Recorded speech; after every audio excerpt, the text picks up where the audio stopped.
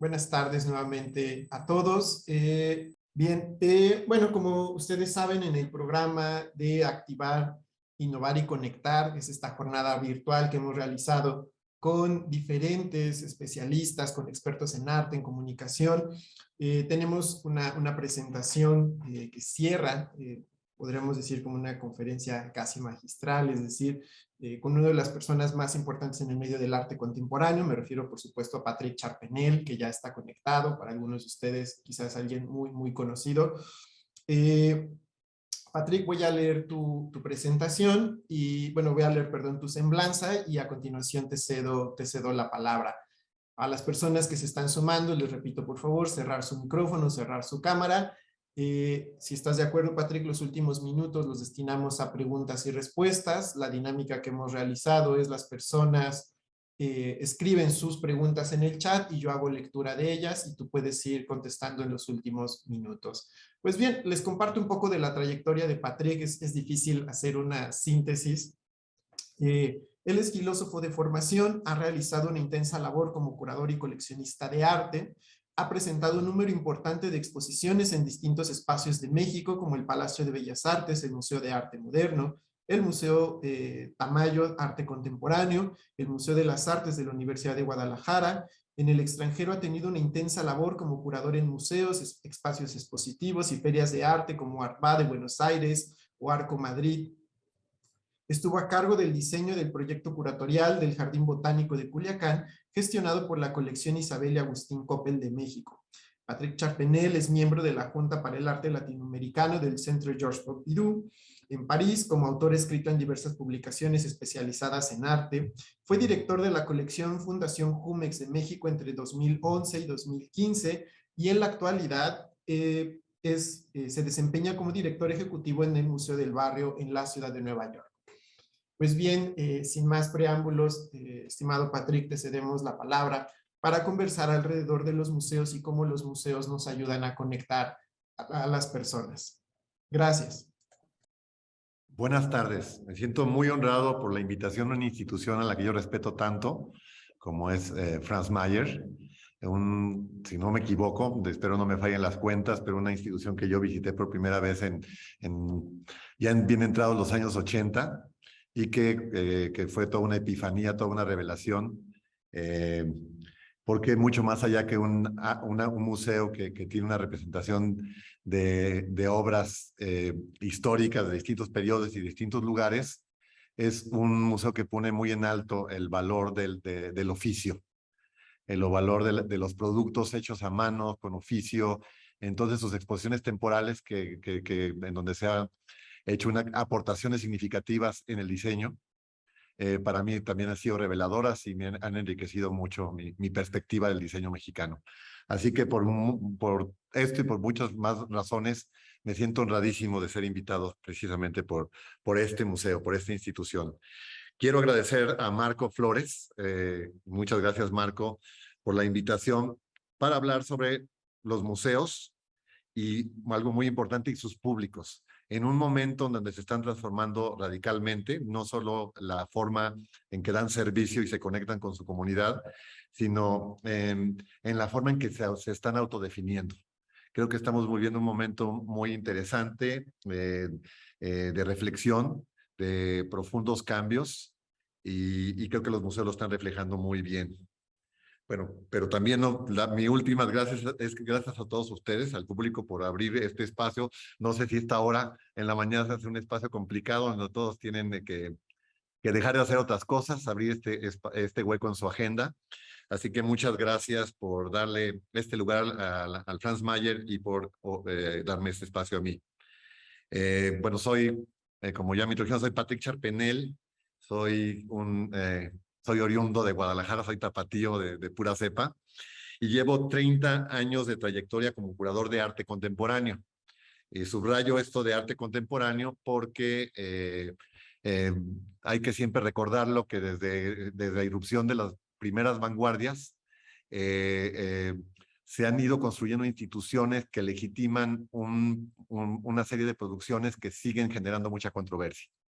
Hasta hoy en día, a pesar de lo establecido que está, artistas como Pablo Picasso, como todo el neoplasticismo de Mondrian, el constructivismo ruso, el dadaísmo, el futurismo y muchas corrientes más siguen despertando acaloradas discusiones. Y yo soy una persona que no solamente ha trabajado intensamente en torno al arte, a toda la producción del arte moderno, sino particularmente, especialmente del arte contemporáneo, que es todavía más controvertido. Entonces, esto me va a obligar a poner sobre la mesa cosas que todavía no gozan de consenso y que espero que haya apertura y disposición por parte de todos para que las revisemos y las discutamos en esta tarde calurosa de en la Ciudad de México. Me encuentro aquí, tuve que cambiarme de lugar, hubiera tenido mejor luz porque resulta que le da la luz, le da el sol al otro lado de la mesa, en donde hubiera seguramente tenido mejor luz, pero bueno. Bueno, pues yo creo que tengo que arrancar mi participación hablando de esta transformación tan importante a la que ya me referí, que están teniendo los museos y que es un reflejo de una transformación social. El mundo está cambiando muchísimo, ha habido importantes cambios demográficos, se han derrumbado muchas de las utopías y de las ideologías de la modernidad, ha habido una gran y extraordinaria revolución tecnológica. La economía se ha globalizado, la lucha por los derechos civiles es un tema central para nuestras generaciones y hemos vivido y seguimos viviendo no solo el feminismo, sino la destrucción de los cánones sobre géneros, que se ha hecho mucho más complejo y rico este debate, y vivimos sobre todo en la era de la pantalla. Vivimos en un mundo en donde con mucha frecuencia nuestras primeras experiencias de muchas cosas las tenemos en un ordenador, en un celular, en un iPad, en un televisor. Y esta experiencia de la pantalla está marcando poderosamente a las nuevas generaciones no solo de consumidores de cultura y de consumidores de arte, sino a todos. Así que estamos entrando en un nuevo paradigma, un paradigma que tiene que reflejarse en la manera en cómo se administra, se manejan las instituciones culturales y en especial cómo se manejan los museos. Creo que uno de los temas que está aflorando en el manejo no solamente de acervos artísticos, sino de museos, son los temas de la diversidad y la equidad en la representación cultural. Y creo que este es un tema central para el museo de que yo les voy a hablar, el museo que yo dirijo, que es el Museo del Barrio en Nueva York, que es la institución más antigua, la institución cultural más antigua, y a pesar de que somos pequeños, más grande de arte latino y latinoamericano en los Estados Unidos. El Museo del Barrio fue fundado en 1969 por Rafael Montañez Ortiz y un grupo de educadores, activistas y artistas de raíz puertorriqueña ante la falta de representación y visibilidad que se le daba a la producción de esta comunidad. En 1969 y los años que siguieron, estaban prácticamente los artistas puertorriqueños estaban prácticamente excluidos de los programas de los museos, de los acervos de los museos, y en estos años muy acalorados, años en los que los movimientos de los derechos civiles fueron muy importantes, Rafael Montañez Ortiz decidió que era el momento de crear una plataforma para materializar lo que había sido invisibilizado y para darle voz a una comunidad que llevaba ya mucho tiempo arraigada en Nueva York. Fueron la primera gran comunidad latina que se arraiga a esta ciudad y que llega a tener una presencia muy, muy importante, fue la comunidad puertorriqueña. Y básicamente, hay que decirlo, estaban excluidos de los acervos y los programas, y hasta la fecha tienen muy baja representación. Entonces, Rafael no solamente decide fundar un museo comunitario, un museo que va a integrar no solamente a los artistas, sino va a integrar a la comunidad desde la perspectiva de memoria e identidad. Era una tarea, era una necesidad urgente.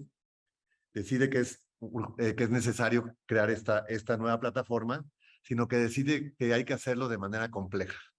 El riesgo de construir un museo que replica los clichés sobre lo que es la identidad puertorriqueña o lo que es la identidad latinoamericana era enorme, pero Rafael decide fundar este museo con la premisa de que había que introducir abrir una conversación que le diera, que complejizara la discusión en torno a estas identidades. Entonces, inician su obra y entonces lo que hacen, voy a hablar, visibilizan el arte puertorriqueño, luego se transformó en un museo latinoamericano, ahorita voy a hablar de hecho, rompen con la idea, con el canon que se replicaba y que se veía en el resto de los museos, abren un diálogo sobre lo que es el arte en Estados Unidos, es decir, cuestionan que la forma en la que se está representando el arte americano es esa, y este museo trata de mostrar que se están dejando fuera y que se están excluyendo a voces fundamentales para construir la identidad de lo que es americano y de lo que son los Estados Unidos. Se procura también acabar con estructuras opresivas y coloniales, es decir, se inicia un proceso de descolonización. Se intenta no esencializar, tiene que ver con lo que está diciendo, no esencializar las identidades culturales, no caer en no replicar lo que generalmente se entiende por latinoamericanos, sino realmente llevar esto a otro nivel. Y para eso su fundador, Rafael Montañez Ortiz, lo hace maravillosamente bien. Es un artista de vanguardia, un artista experimental, que en lugar de trabajar en torno a estas viejas ideas, lo que hace es empezar a practicar como artista y como director de un museo, a practicar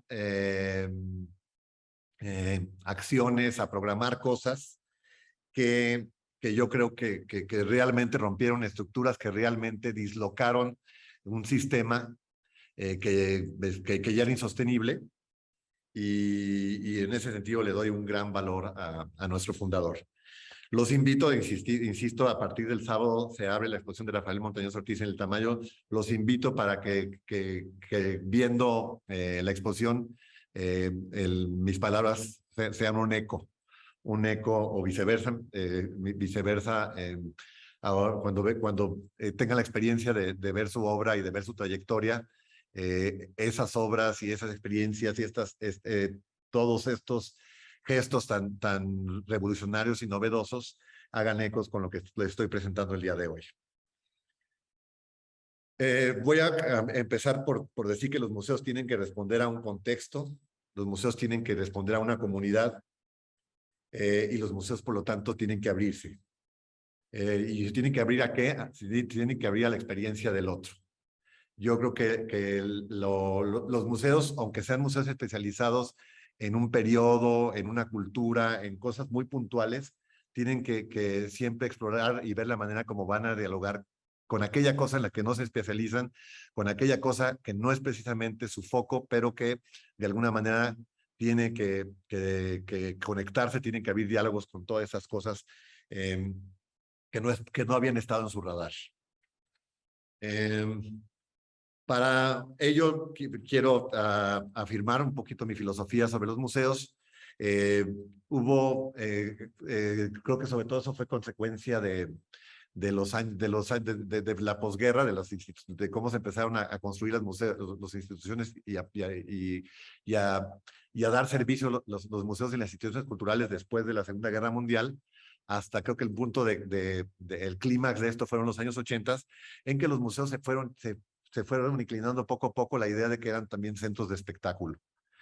Y yo no es que los museos tengan que ser aburridos, no es que los museos no tengan que tener experiencias intensas, pero creo que los museos no deben ser nunca centros de espectáculo, pero más bien espacios de intercambio, de aprendizaje, de investigación, de integración.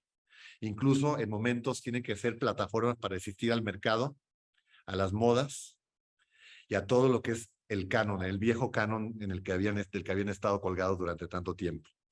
Entonces, de esta manera, quiero empezar a hablar de la idea del museo como una plataforma comunitaria, Y para ello voy a hablar del Museo del Barrio, de la experiencia del Museo del Barrio, de lo que estamos procurando hacer en el Museo del Barrio, y vamos a dar algunos ejemplos de exposiciones. El Museo del Barrio, junto con otros museos, forma parte de una serie, de una red de museos en Estados Unidos, pero ahorita me voy a enfocar particularmente al caso de Nueva York, que están diversificando la experiencia cultural,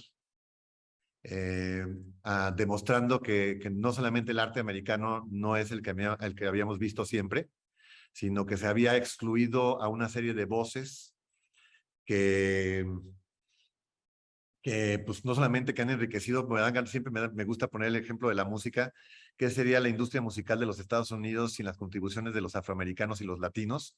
Creo que el eje de toda esta industria han sido fundamentalmente las grandes aportaciones que han hecho las comunidades afroamericanas a través de miles de movimientos.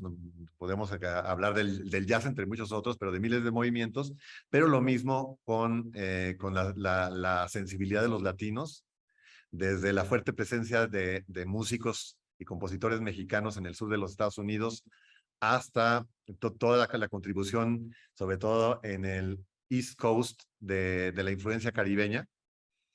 Y bueno, por eso es muy divertido decir que la salsa no nace en el Caribe, la salsa es un movimiento musical que nace en Nueva York, pero se articula y nace gracias al talento y la fuerte presencia de latinos en esa gran urbe. Y es una de las maneras de explicar y de entender por qué es tan importante abrirse y ver que todas estas comunidades han estado presentes en distintos momentos históricos claves en la formación de ese país, de Estados Unidos. Sí, han estado presentes desde siempre, de distintas maneras, pero cómo su presencia ha ido creciendo. Hoy es ridículo usar el término minoría. Los latinos ya no son la minoría más grande, ya no son una minoría. Es una población de más de 60 millones de personas, y ahorita lo que estamos es construyendo las primeras plataformas para darle visibilidad y representación a estas comunidades.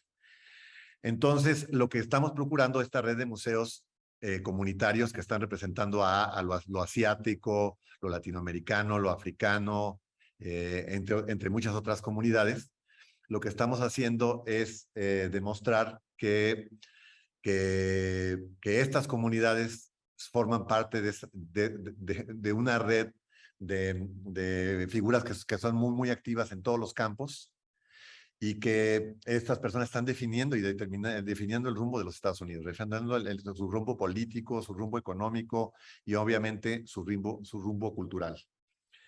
Esta es la razón por la que se crea esta institución, y esta es la razón por la que estamos convencidos que a través de las actividades que programamos, estamos en diálogo con otras instituciones, en diálogo con otros museos, estamos reescribiendo la historia cultural de los Estados Unidos, dándole visibilidad a lo latinoamericano, pero dándole sobre todo visibilidad a la presencia de los latinos que ya están arraigados ahí.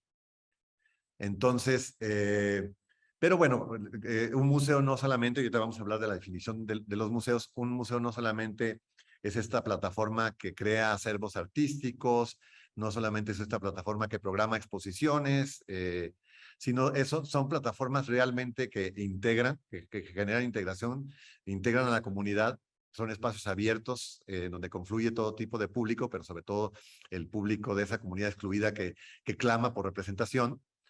Y dentro de las cosas que programamos, estamos programando cosas que yo creo que sí está sacudiendo la idea incluso de lo artístico.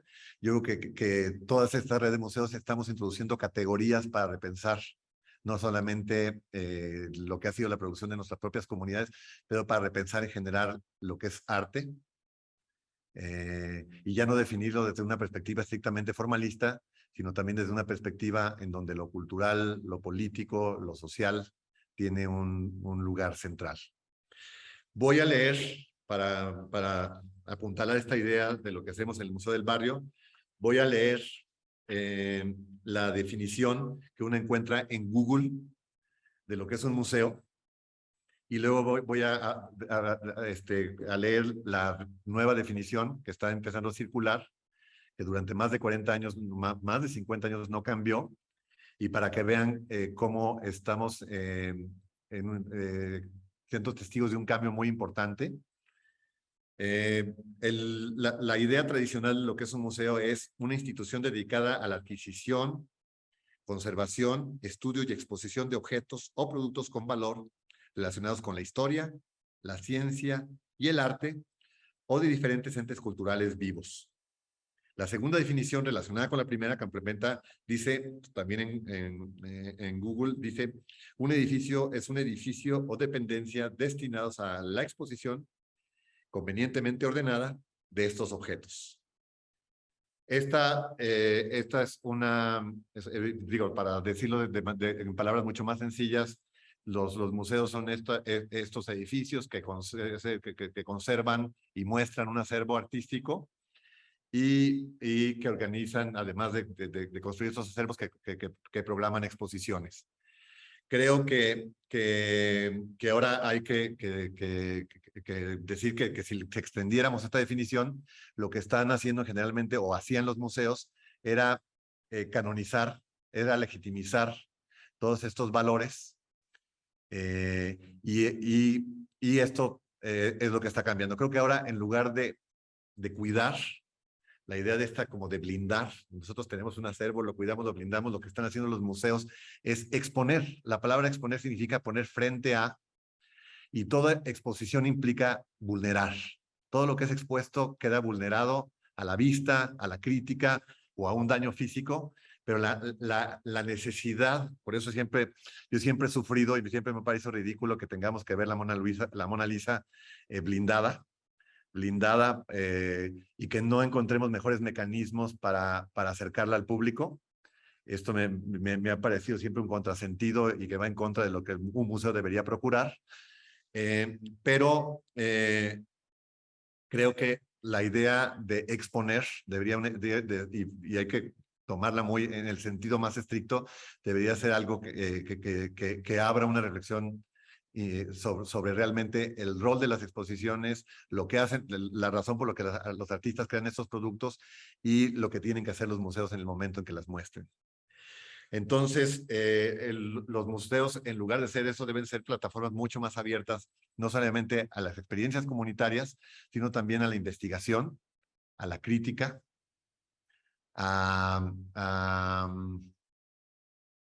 pues a generar, a hacer laboratorios de experiencia en donde se generan distintos experimentos.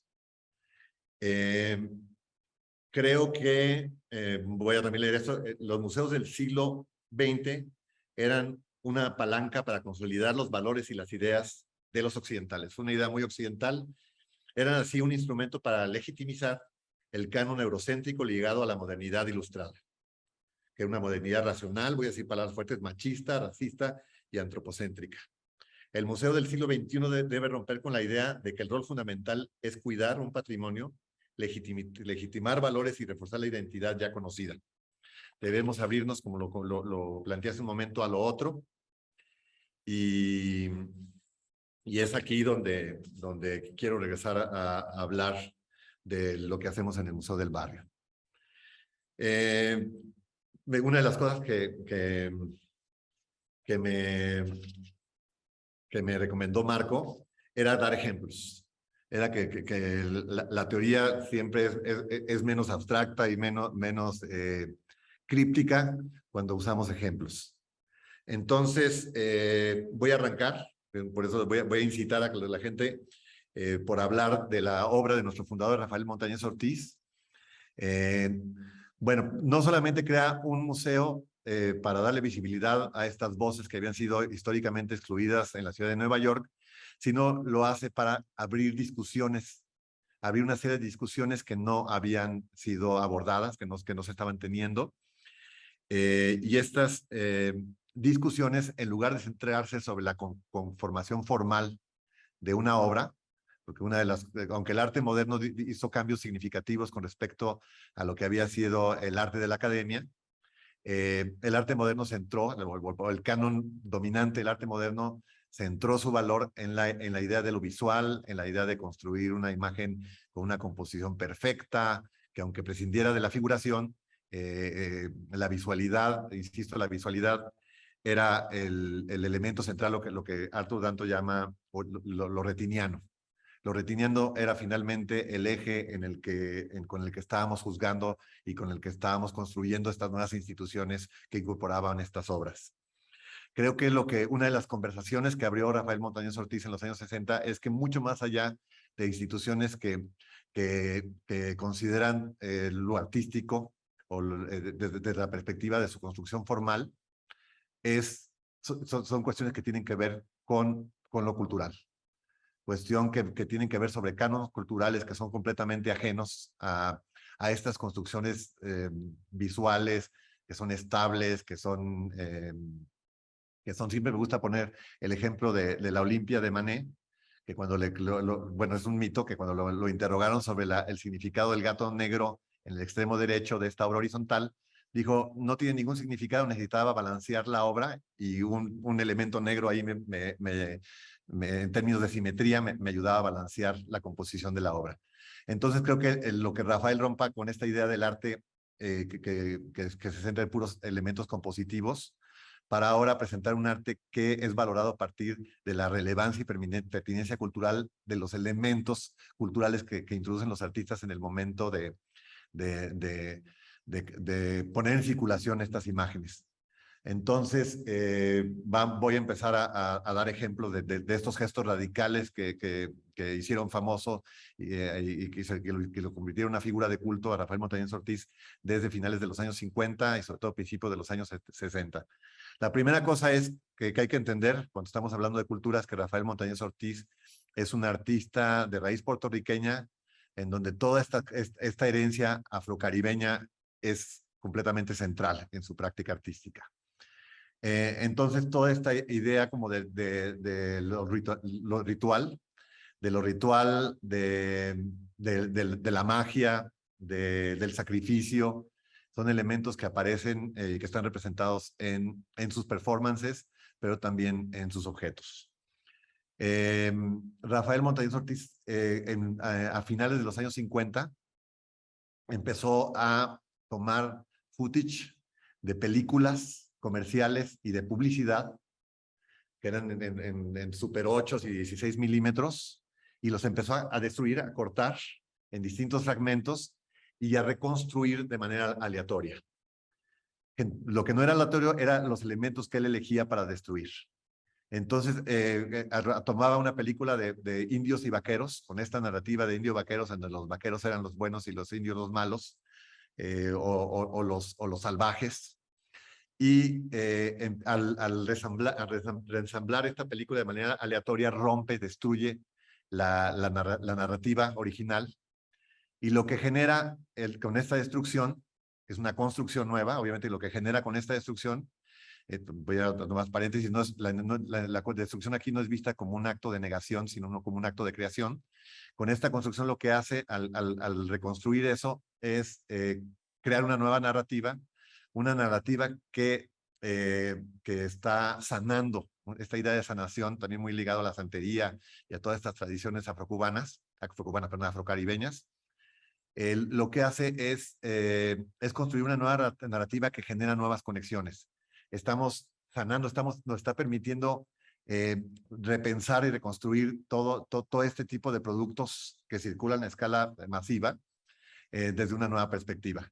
Pero no solo destruyó, sino ya al principio de los años 60 empezó a destruir objetos, empezó a destruir muebles, empezó a destruir pianos.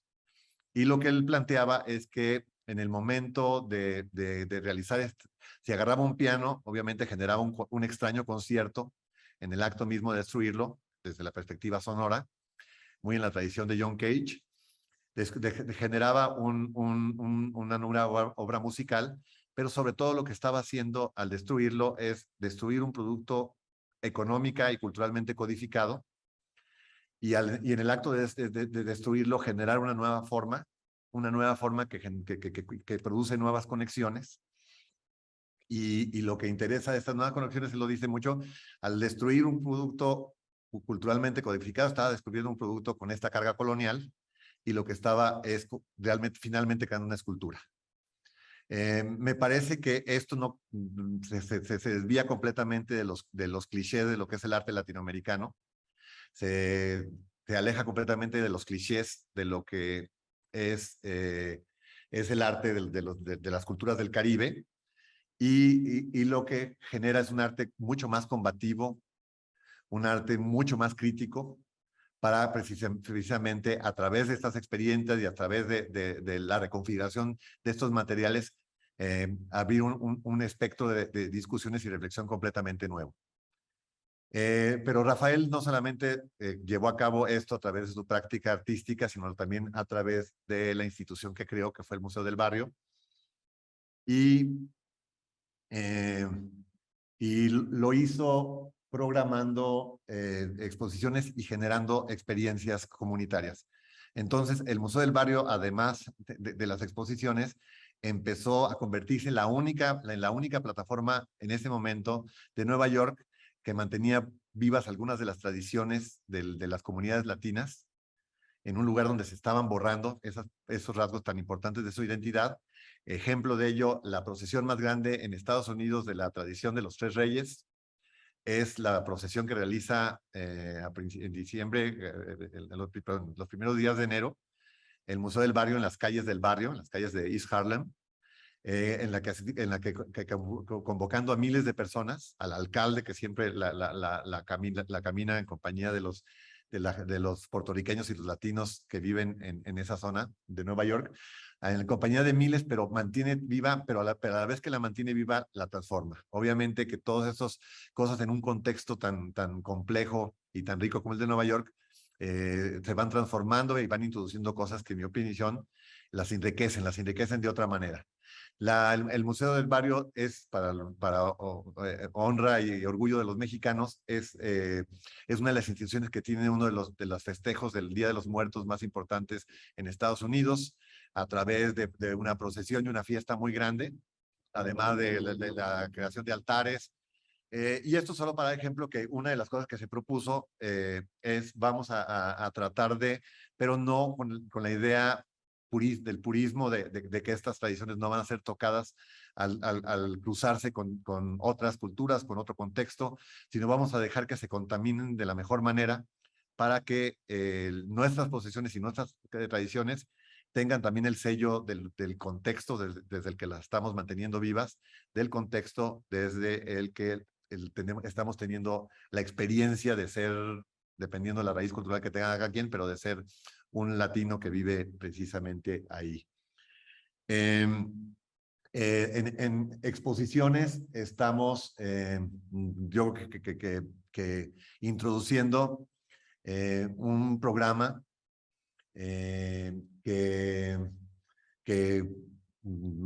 otro ejemplo, que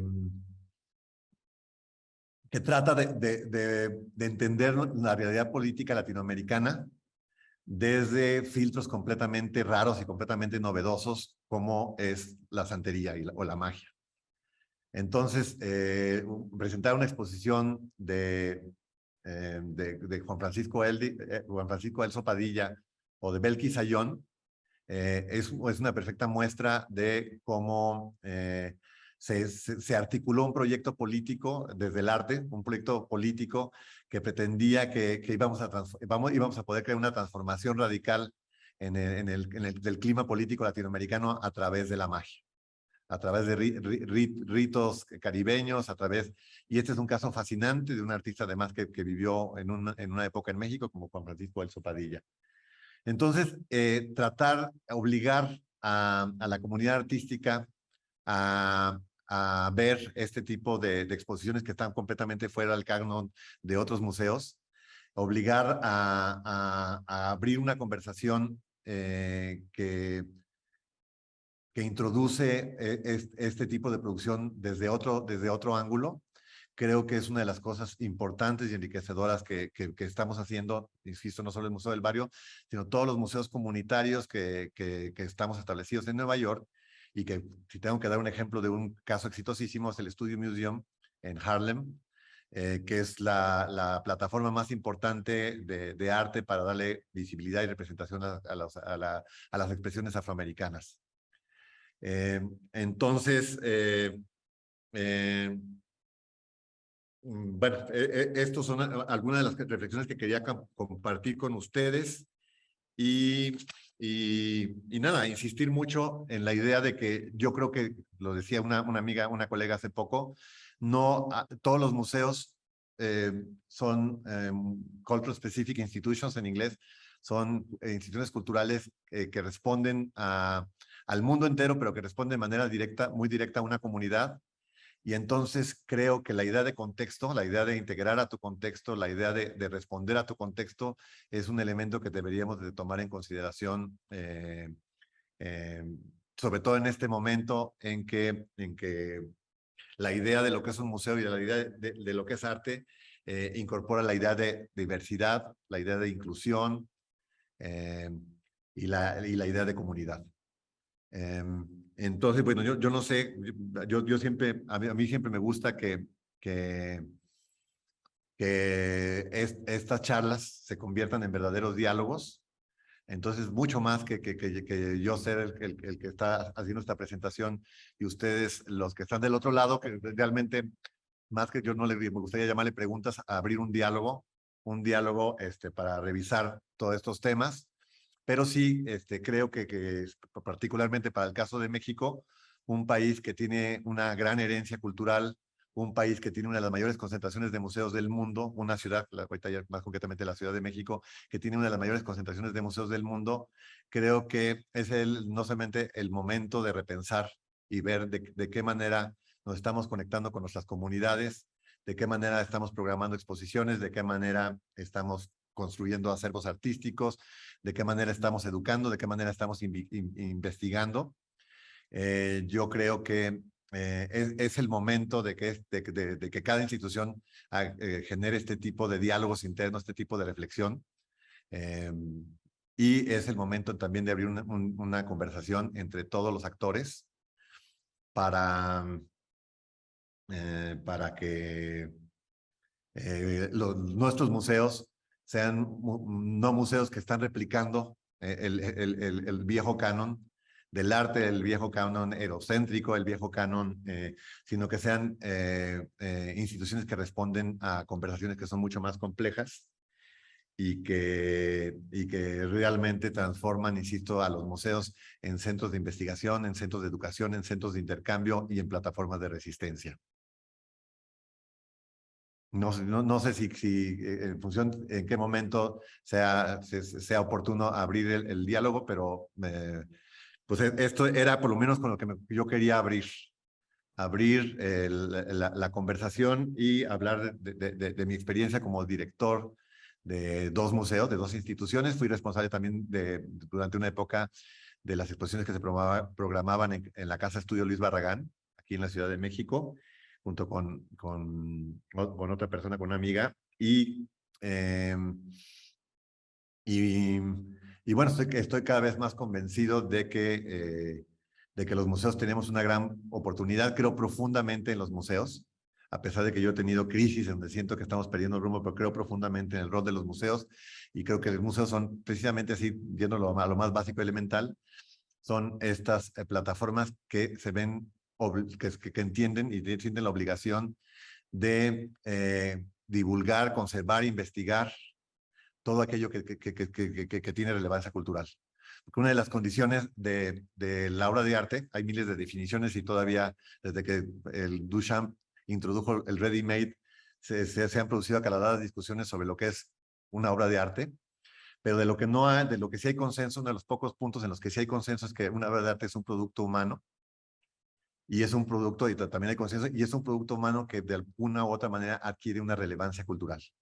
Las comunidades no pueden prescindir de ese objeto genera integración, genera identidad, abre discusiones y la gente siente, ya sea, aunque sea un objeto de ciencia, siente la necesidad de conservarlo, estudiarlo, divulgarlo. Y creo que tenemos que ver eso, pero tomando en consideración no solamente el objeto y la necesidad de estudiar esos objetos y esos productos, sino también la necesidad de incorporar a estos públicos que, que son cada vez más diversos, que son cada vez más curiosos y que más exigentes.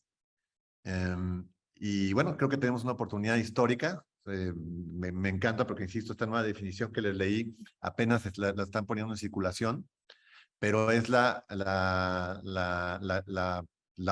se supone que está en proceso de que la haga oficial la UNESCO, y es esta definición que va a servir para plataforma para abrir un diálogo mucho más rico y mucho más interesante sobre lo que debemos procurar los museos, y especialmente para el caso de una institución como el Museo del Barrio, de los museos que son comunitarios. Bien, pues un poco para seguir con la mecánica de preguntas, y creo que eso va a enriquecer mucho la participación y dar pie a preguntas. Hay una de Joana que dice, no es cierto, voy a saltarme, ya me estaba saltando una. Ana Pineda dice, gracias maestro Patrick, una duda, al ser un museo comunitario, pensando que para que sea comunitario el carácter de la participación de su comunidad es fundamental, en este sentido, ¿cuál es el mecanismo que aplican para que la participación de su comunidad y qué criterios para articular los contenidos de la programación se emplean?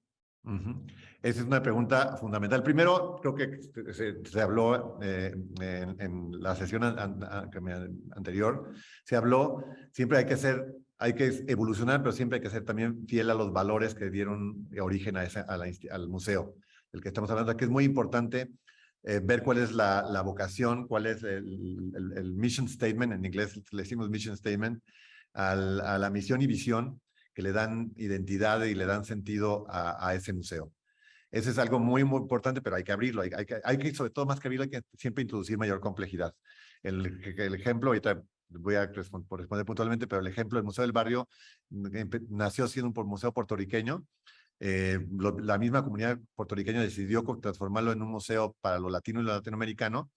Y ahora está en la misma comunidad, ahora que se introdujo esta idea de lo Latinex, la misma comunidad exige, y con toda razón, exige que introducir mayor complejidad, porque antes no había casi, en Nueva York había muy pocos salvadoreños, guatemaltecos, se está llenando de salvadoreños, guatemaltecos, y esto cambia la composición de representación cultural de las comunidades latinas. Todos estos cambios son fundamentales y enriquecen la manera como la institución tiene que responder en sus programas. Lo que ha hecho concretamente el Museo del Barrio para incorporar a la comunidad, creamos un Community Advisory Council, así se llama en inglés, un comité de asesoría comunitario para estar periódicamente revisando y estando seguros que estamos respondiendo a esta historia, a esta misión y a las necesidades nuevas que van irrumpiendo en la comunidad. Y como somos un museo comunitario que nuestro rol es mucho más allá de programar exposiciones y coleccionar arte, nuestro rol es responder a miles de cosas. Nosotros somos una institución con bastante actividad política. Si hay problemas con los migrantes, el museo se manifiesta públicamente, se manifiesta muy públicamente. ¿Y por qué están separando a las familias de raíz centroamericana y mexicana por un tema político? ¿Por qué la están separando? Nosotros inmediatamente alzamos fuimos fundados por activistas, pues nunca se nos va a salir este gen activista a la familia del Museo del Barrio, y respondemos a esta cuestión. Si hay un desastre natural, el Museo del Barrio siempre ha tenido un rol importante para ayudar y responder. Si hay que considerar nuevas tradiciones y cosas que son importantes para mantener la cohesión de nuestras comunidades, inmediatamente respondemos. Entonces, este es uno de los primeros instrumentos con los que contamos para integrar a la comunidad. Pero mucho más allá, realmente cuando nuestro mismo staff, es muy importante, ahorita me encanta, este es uno de los valores de Nueva York, tenemos que diversificar todo. Entonces hemos diversificado no solamente nuestro staff, con una representación no solamente, antes era de cuestiones de que haya más personas, más afroamericanos, que haya más afrolatinos, que haya más, eso es fundamental, pero mucho más allá de ellos, personas con capacidades diferentes. O sea, en nuestro staff es muy importante tener representación de género. La diversidad de género es algo muy importante para el Museo del Barrio y es algo que tomamos muy en consideración en el momento en que programamos nuestras actividades. Entonces, nuestros valores, después de haber sido una comunidad excluirla, nuestros valores tienen que ir en el sentido opuesto de todo lo que implique una cualquier forma de exclusión, cualquier forma de inequidad. Son cosas que tenemos que combatir directamente. Entonces, nuestro mismo staff, y lo más importante de todo, hemos entrado en el proceso de diversificar nuestro patronato. Generalmente, pues había que decirlo, teníamos un patronato latinoamericano con mucha capacidad económica, blanco, que salía de los mismos lugares, y nos propusimos hacer seriamente que teníamos que, por miles de razones, que diversificar a nuestro patronato. Entonces, nuestro esfuerzo y nuestra lucha por diversificarnos en todos sentidos ha sido muy importante, y en la sensibilidad en la que programamos todas nuestras actividades está ese valor. Está ese valor de responder, de tomar el pulso de la comunidad, de que nuestro programa responda a todo eso, además de que existe este consejo que está compuesto por muchos líderes comunitarios, no solamente líderes culturales, sino líderes políticos, muchos líderes comunitarios, grandes voces muy importantes para de la comunidad latina en los Estados Unidos. Todos ellos están en diálogo con nosotros para construir, no solamente para repensar nuestros valores, para estar siempre vigilantes de que seamos fieles a nuestra historia, pero también para sensibilizarnos con lo que está pasando. Bien, un poco con esta última intervención has contestado una de las preguntas que ya estaban ahí en el chat. Voy a proseguir con otra de Carmen, que nos pregunta, ¿cuál es la principal plataforma de comunicación con la comunidad y sus públicos?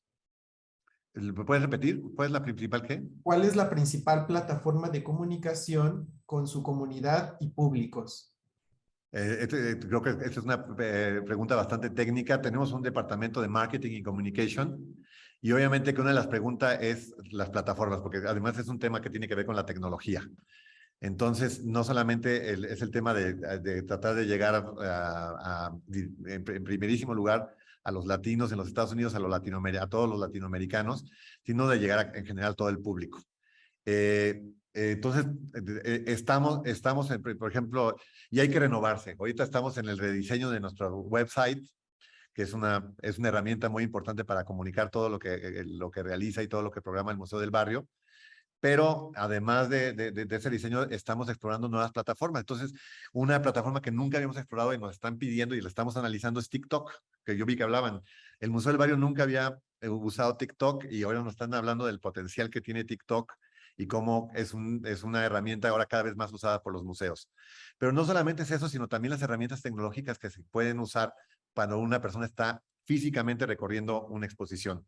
Entonces, los celulares y las tabletas que ahora puedes tú bajar información sobre la pieza que estás viendo.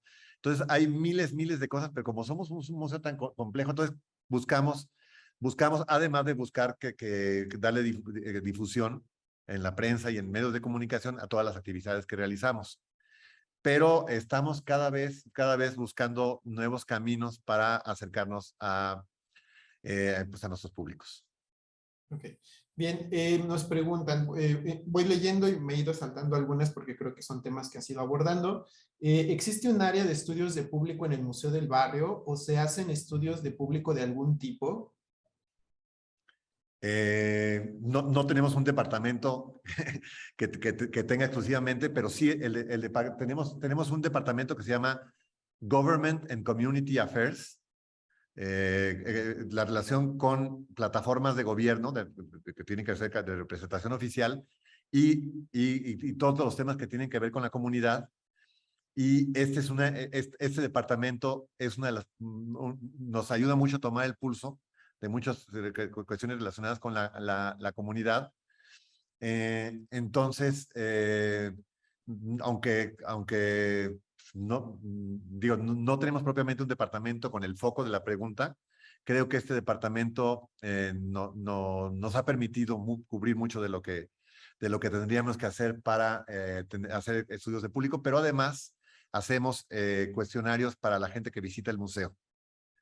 Entonces, algunos los llenan, otros no los llenan para saber, para ver qué opinan, para ver qué estamos haciendo bien, qué estamos haciendo mal, qué les gusta mucho, y tratar de ir evolucionando y de ir incorporando los materiales y los elementos que nos acercan a nuestros públicos. Bien. Elvia nos dice, ¿puedes platicar sobre las fases en que se incorporan a estas comunidades y cómo se hace? Es que el caso del Museo del Barrio es muy especial. El caso del Museo del Barrio es un museo fundado. Los museos generalmente los crean o el gobierno, o sea, muchas veces o políticos o mecenas, pero nosotros fuimos un museo creado, pero empezamos en una especie de cochera, en un espacio pequeñitito, sin presupuesto. O sea, el Museo del Barrio sí es el caso de un museo creado por la comunidad, por Rafael Montañez Ortiz y un grupo de activistas puertorriqueños, de educadores puertorriqueños, de artistas puertorriqueños, y desde su mismo origen, la comunidad es la dueña del museo.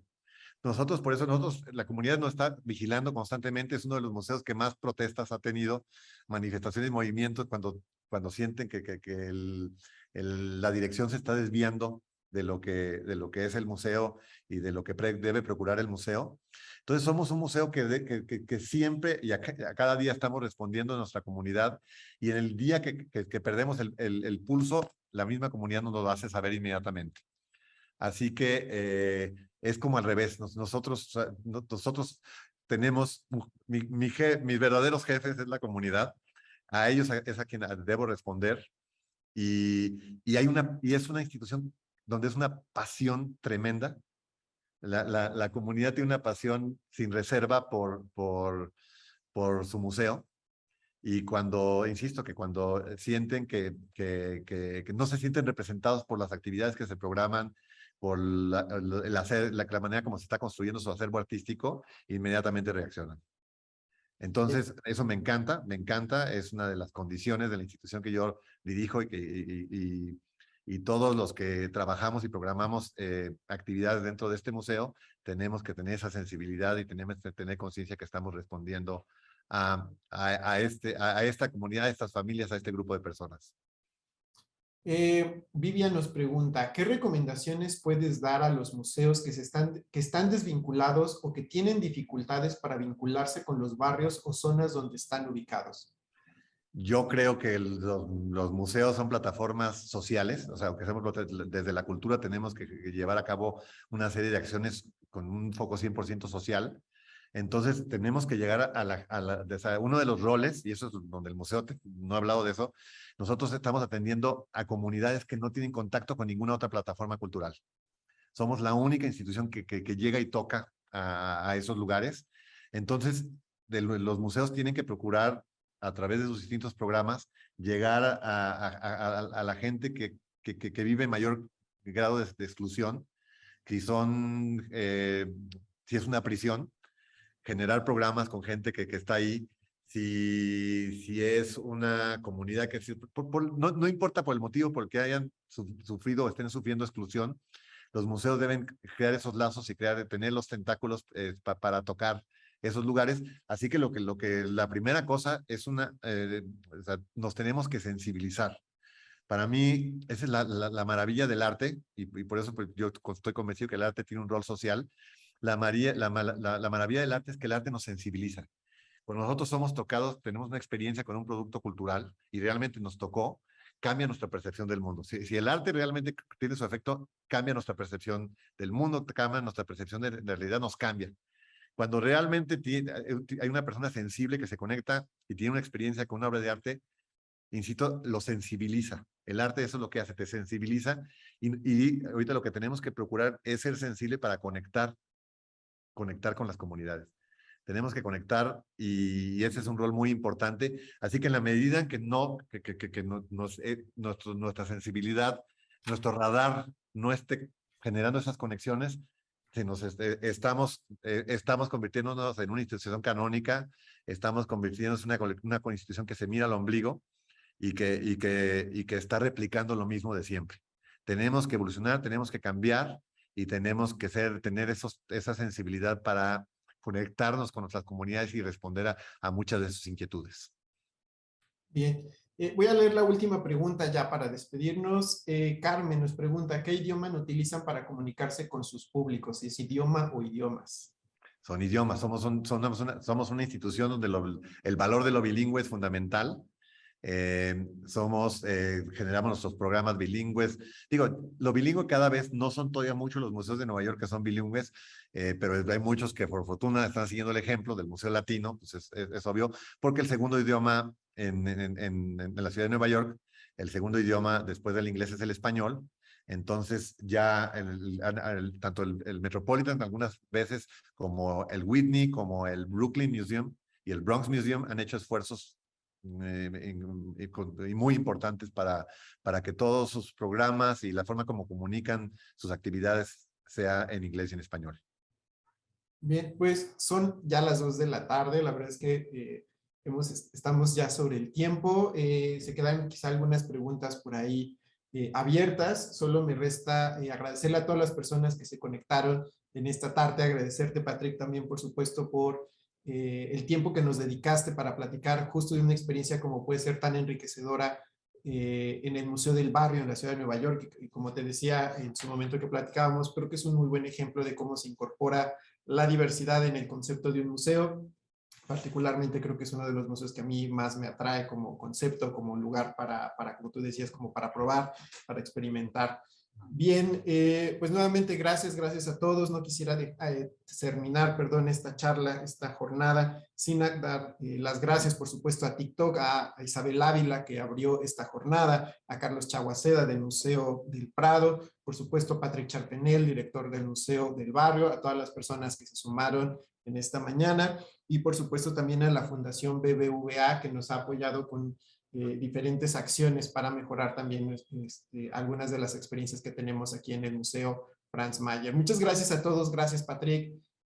Los invitamos nuevamente a que estén atentos a la programación del Museo Franz Mayer, aquellos que estén interesados en comprender algunas de las